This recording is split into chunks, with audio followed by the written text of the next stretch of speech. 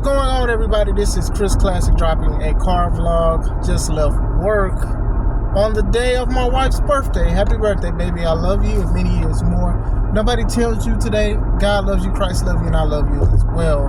I'm praying for you guys. Hope you guys are praying for me as well. Nigga, just be a prayer.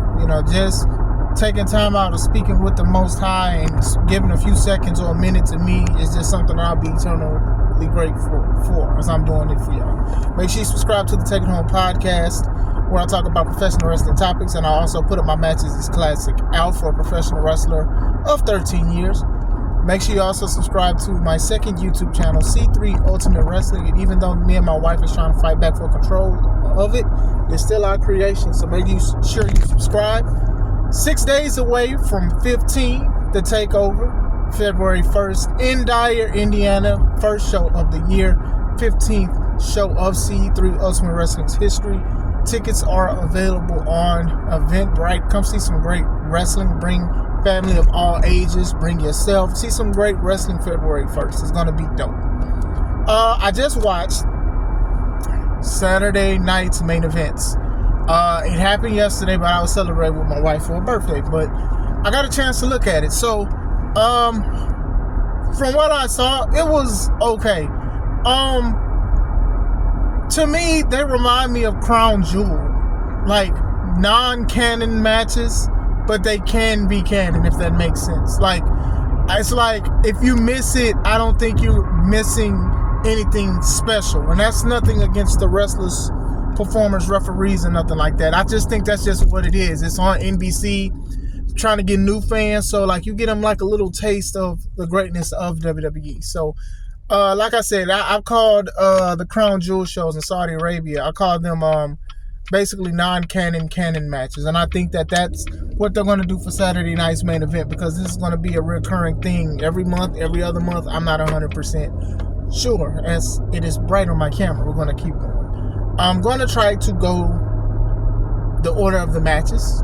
If I forget or if I mix something up, please forgive me, because I definitely forgot when Cody, Kevin, and Shawn Michaels segment happened. I want to say it happened near the end, but I'll figure it out. Anyway, we started off with Rhea Ripley versus Nia Jax, I believe, for Rhea Ripley's title. Now, Nia, to my knowledge, is still on SmackDown, and Rhea is on Raw. So, they faced each other before. I forgot which PLE they faced each other. It was in Australia, in Rhea's homeland, her territory. I remember the crowd went crazy for it.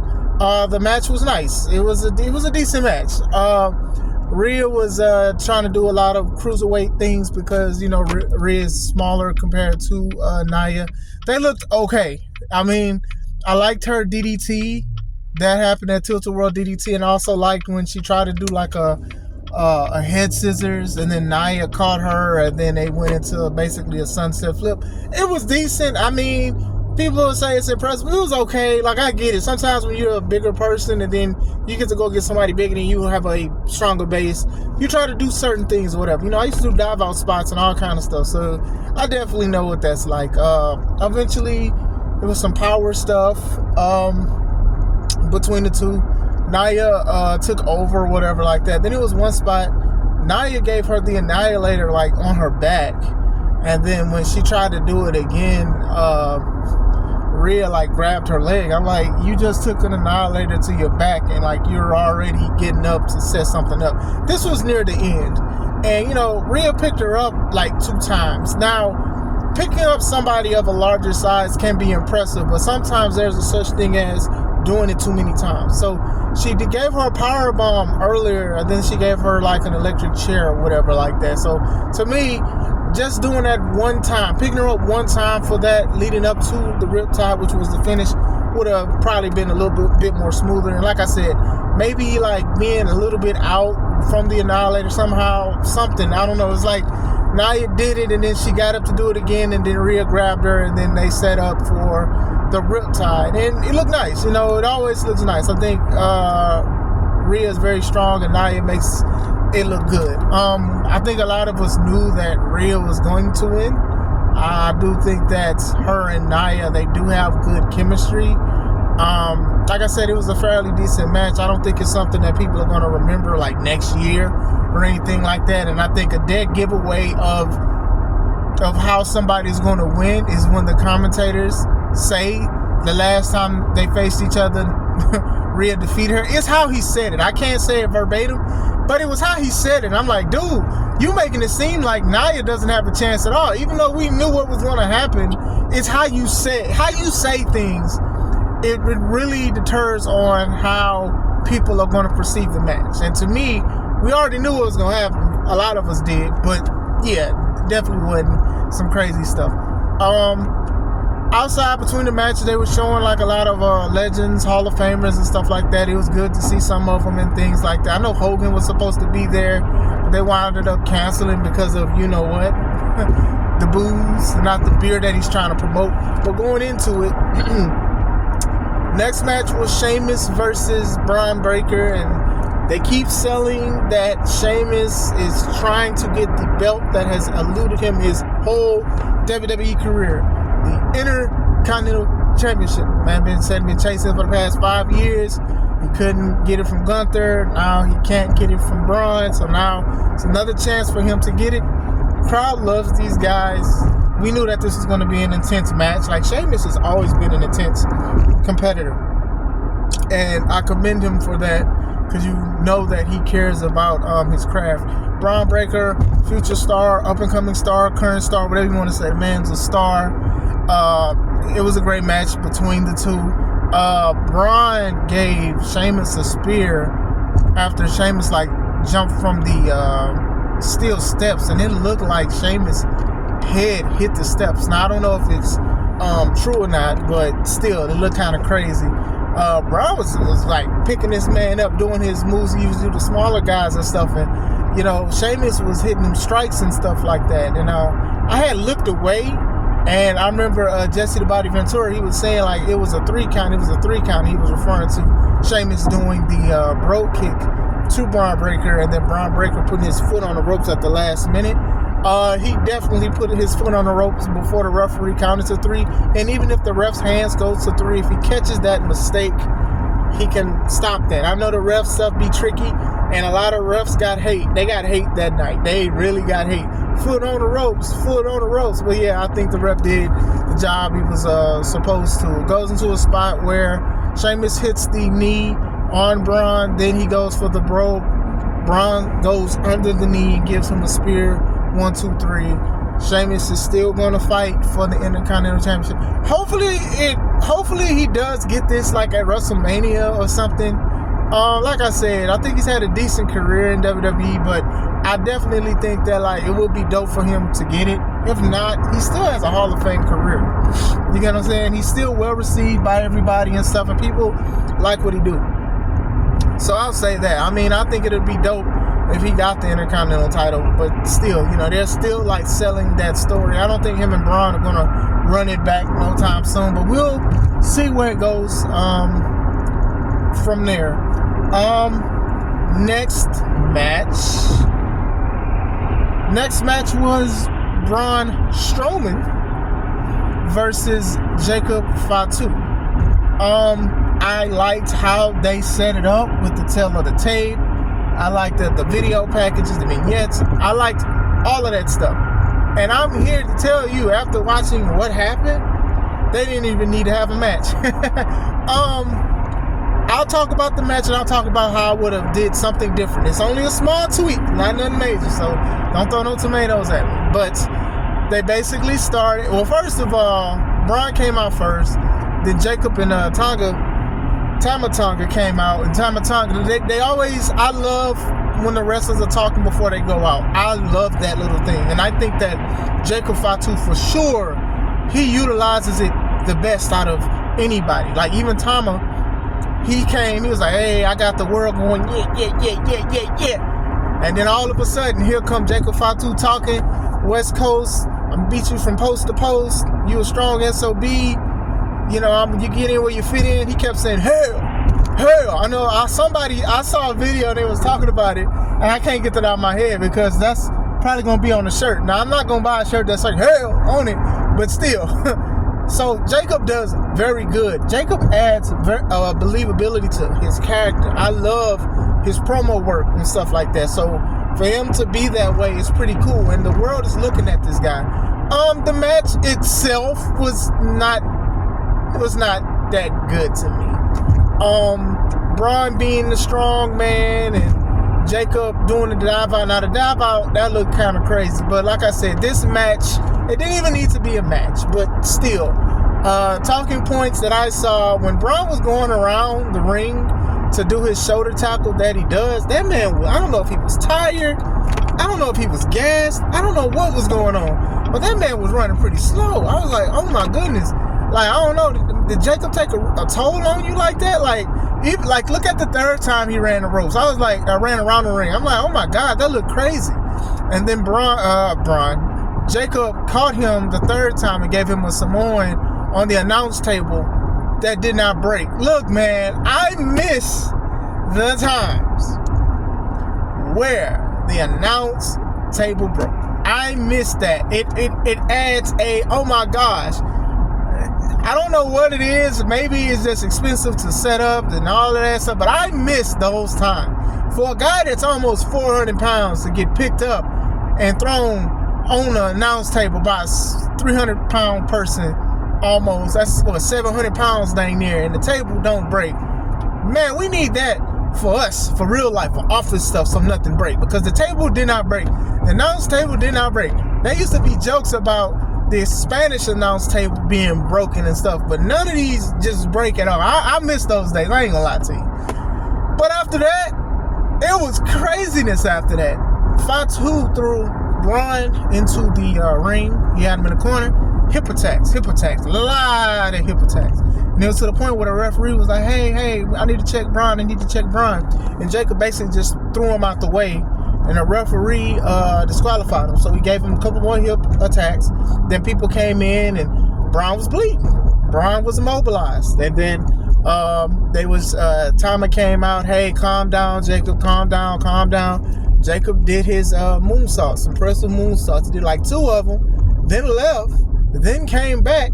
He climbed up and did the third one. That man was tired. I ain't gonna lie, man. He was Braun tired by then. But still, when you hear the fans, one more time, chanting, loving everything that Jacob Fatu does. Even after the third moonsault, 5-2. I bet that dude had goosebumps and was just living on a high that smoking won't even bring you to. You get what I'm saying? I loved the presentation of how he did Braun. I don't think that it should have been a match. They could have had Fatu attack Braun before Braun goes to the ring, or Braun attack him, and then it still would have been just as devastating. Just to have Braun win off a DQ is crazy. Now, I could eat my words, and I don't mind that, if they have a rematch of some sort. Like if they saying that they're going to have a rematch at Royal Rumble, and they'll probably do like a Monsters Brawl match or a Tribal Combat match, or they'll probably do something like that. But if they're not doing nothing after this, yeah, they should have just been a fight. I do think that Paul's regime of Braun Strowman, I do think for the most part they are trying to protect him because he has an aura being a 6'8" person. I do think they do a great job with that, but at the same time, a lot of his matches are no DQs or countouts and stuff like that. So if he would have took the L, I don't think it would have been a big deal. But like I said, if they are doing something afterwards, let's see where it goes. Because obviously Jacob has to win this. Jacob has to win a match between Braun Strowman. But like I said, the crowd is into him. They love him. Even when he was with Solo, I love you, Solo. So that part was good. Like I said, it didn't need to be a match, but I enjoyed it thoroughly, and so did the crowd. I want to say after this is when the contract signing happened with Kevin Owens and Cody Rhodes with Shawn Michaels. So Shawn Michaels came out and said, hey, they needed me to do it, and I'm going to do it because they in Texas. It feels good to be home in San Antonio. Everybody loves Shawn Michaels. So while this was happening, Shawn Michaels talked to him and stuff like that, sign the contracts. Cody signed it first. And then Kevin was like, nah, you a sellout. You left. I'm sick of you and all of these people that love you and you are my friend. And then Cody was like, shut up. You here to sign a contract. People in San Antonio did not come to hear you talk. Shawn Michaels didn't come to hear you talk. Sign a contract. So then eventually he signs the contract. Kevin also, like, he sent some jabs at Shawn Michaels because Shawn Michaels was, like, trying to talk to him. And he was like, hey, you took your ball and went home, too. You left as well. You lost your smile. And I was just like, oh, Lord. I like Kevin Owens. Like I said, I think he should have won the first Saturday night's main event personally, but hey, it is what it is. It was okay if he had the belt for a month or two, but hey, it is what it is. So now they're fighting for both belts again. So now they're going to unify another unified title together. Now, I know it was just a prop for Saturday night's main event, but good Lord. Like, basically, it's 2 belts that's going to be on the rung, and you have to get it now. Hopefully, they just got to take the straps off of it. I don't like just getting that little thing. It's too much of a money in the bank briefcase-y situation. I like when people would like remove the belt from the clamp. I thought that was pretty good. But going into it, Owens gives Michaels the contract, kind of shoves it or whatever like that. And then Shawn tries to shake Kevin's hand. Kevin doesn't want to shake it. Then he shakes Cody. Then Kevin pushes Cody or whatever. Shawn Michaels says, hey, like, you need to calm down. He tries to put him in a package power driver. Cody kicks Kevin. Shawn Michaels, instead of getting ready for the super kick, he grabs his hat because he doesn't want people to see how his hair look, obviously. So he got his hat, put it on, took a little bit, but he put it on. He was ready. Sweet chin music. Crowd went crazy for it. People love Shawn Michaels. People are going to always be like, one more match. But I don't know. I just thought it was funny because, Shawn is very particular when it comes to his hair and stuff like that. So, like, when somebody's about to basically do a move that could break your neck and, you get free, you scramble to get a hat instead of kicking his teeth down his throat. Thought it was funny, but still, yeah, cool segment. Main event was Gunther versus main event Jay.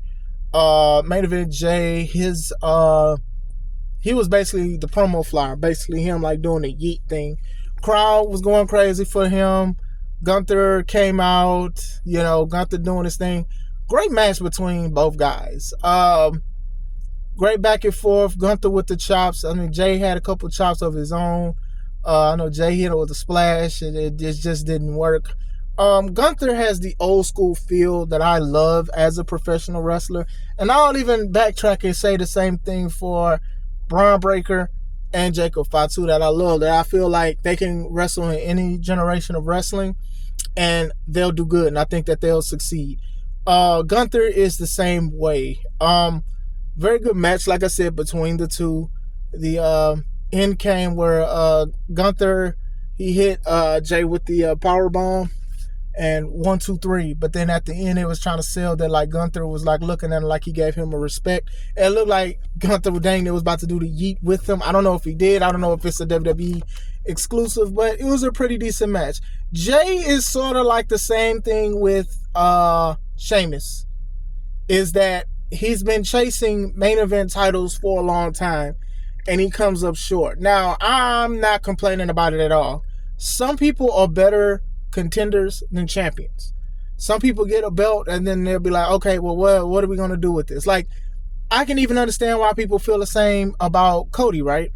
Everybody loved the finish the story thing and all of that, and then some people felt like they should have just wrestled one time. They shouldn't have did WrestleMania 40 and stuff, but I liked it and I enjoyed it. But still, some people are like, hey, Cody should have lost his belt.